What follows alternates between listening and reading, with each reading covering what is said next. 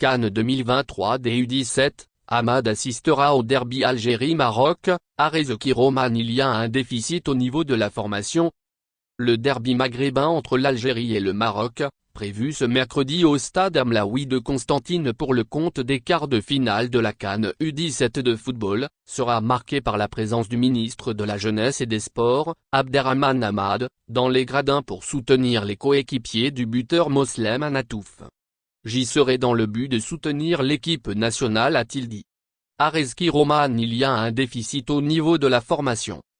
Grâce au nul arraché vendredi soir face au Congo, 1-1, la sélection nationale des moins de 17 ans, U17, aura validé son billet qualificatif pour les quarts de finale de la Coupe d'Afrique des Nations, CAN 2023, où elle retrouvera le Maroc, mercredi soir, 20h, à Constantine.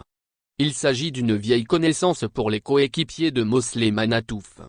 C'est, en effet, face à ce même adversaire que l'Algérie avait été sacrée championne arabe de la catégorie au mois de septembre dernier, au terme d'une finale âprement disputée au stade Abdelkrim Keroum de Sig, 1-1, 4-2 tirs au but.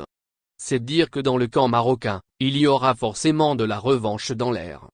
Cependant, force est de reconnaître que la prestation des jeunes Fennecs à l'issue des rencontres de la phase de groupe est loin d'être convaincante.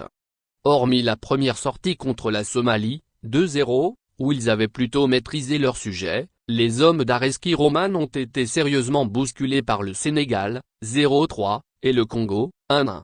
De quoi être inquiète avant le Big Derby maghrébin contre le Maroc, décisif pour la qualification au mondial des U17, prévu à la fin de l'année dans un pays que la FIFA n'a pas encore désigné, après le retrait de la compétition au Pérou.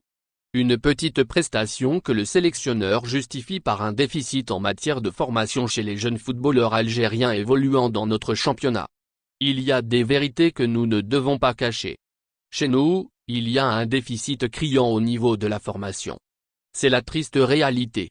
Malheureusement, nos clubs ne forment pas assez. Dans la plupart des équipes, le volume de travail chez les jeunes catégories est de 3 heures ou 4 heures par semaine, sans oublier le fait que le championnat s'arrête pendant 5 longs mois. Cela est très insuffisant, a-t-il déploré après le match contre le Congo. Pour Roman, il va falloir penser dès maintenant à changer les mentalités, si l'on aspire vraiment à développer notre football chez les jeunes et atteindre le haut niveau. Un énorme chantier nous attend.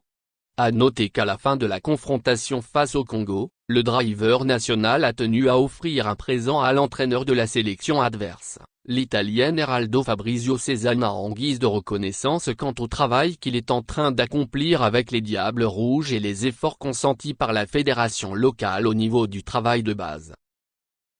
Merci de bien vouloir activer la cloche et de cliquer sur j'aime.